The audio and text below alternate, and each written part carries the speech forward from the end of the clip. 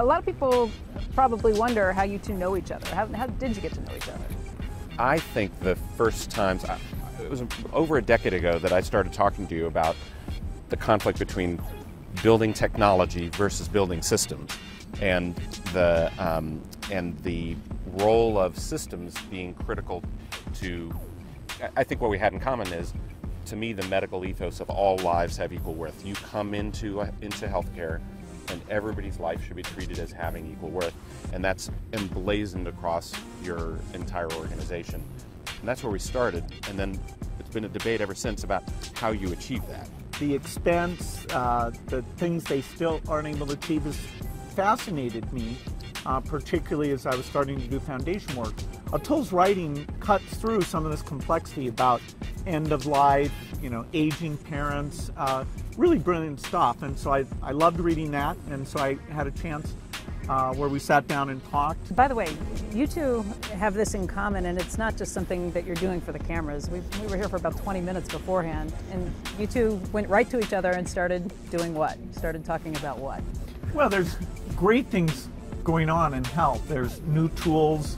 There's a question of, okay, as we get digital tools into the system, is that going to be one of these things that doesn't make a difference? Where should we try that out? India is increasing what they spend on health, so it's a great place to learn. Africa's even tougher. The death rates are higher. So proving out in India, when we get things to work in India, then we often will take them to Africa. Getting the personnel to do the right things, clearly we've seen in many cases you can cut it in half by good practices. Just keeping the baby warm, which they call kangaroo care. If you know the kid is getting cold, and maybe we'll have a little sticker that will turn red, but if you know the baby's getting cold, you just put them on the mother's shoulder and hold them, and then their body temperature will go back up. So a lot of it's not expensive stuff, and yet we're trying to get it deployed in the toughest places in the world. Each of you are just innately curious about this, and you just want to find the answers. I mean, this is something you just think about all the time, right? We were talking, the conversation that was intriguing to me was, he was pointing out that the under 5 mortality rate is the biggest source of variation at this point between age 5 and 60. You were pointing out the newest statistics are that 94% of people survive age 5 to 60. So the big opportunities are really on that bottom end. Like even in the United States, we have a 20+ year difference in life expectancy between whether you live to your early 60s, your early 80s, depending on what city you live in and what income bracket you're in.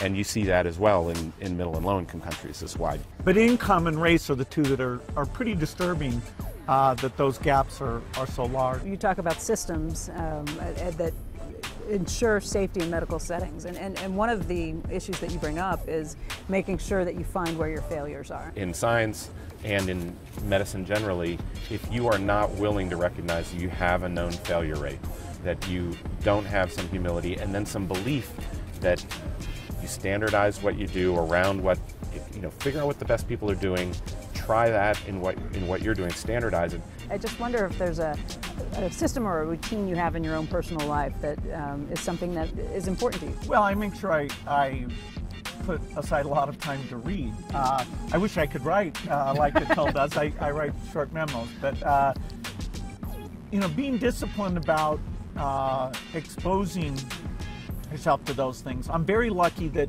when I want to learn about the microbiome, we can get a lot of people to come in and talk about that. I want to have at least no more than 30% of my nights away from my own home. I have to make sure I've got at least 50% of my time in my office working with my team. We have a big team working in different parts of the world.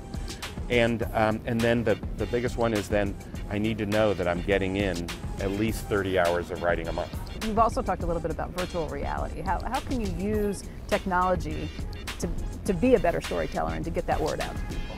Well, virtual reality, as it gets down in cost, should help with some medical training type scenarios. I mean, understanding what you do in an emergency and the complex things about the human body. I think there are definitely applications there.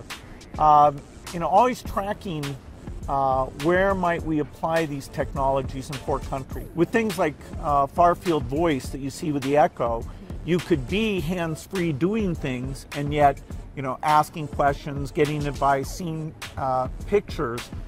So we're almost on the verge where we're going to try and roll that out for these primary healthcare workers. I even think it goes farther because it can be a way of having visibility into the invisible dysfunction of the system. In one of our studies, we discovered, for example, look, 95% of the places weren't washing hands. Why? Because 95%? They weren't washing hands because they didn't have running water. But 5% were doing it. And so we just had to go walk with them. And what we found was the nurses would tell the sweeper, go get a basin of clean water from the well or from the available tap, bring it between the cases when you clean the room, and put a bar of soap right there. I think technology could be an incredible way that you really learn what that experience is. We do have some questions that have come in from the Facebook viewers and users. What do you believe is a good way to tackle the ignorance of people who are against vaccines? Well, there's nothing that can get people to think about these things more than some tragic deaths. That's what we're trying to avoid happening, where you get these pockets of vaccine resistance, and just one measles case comes in, a lot of kids at, say, that school will be at risk. Making it clear to people that vaccination has successfully saved an enormous number of lives. The measles example, the data came out now in the last month, that there's been an 80% reduction in measles deaths. We've seen the recurrence of diseases that had been wiped out before, whether it's measles or mumps coming back. Another example is the opportunity to develop new vaccines, malaria and new directions. We understanding that the promise of vaccination, the effect of the new vaccines against cervical cancer and things that are coming are huge.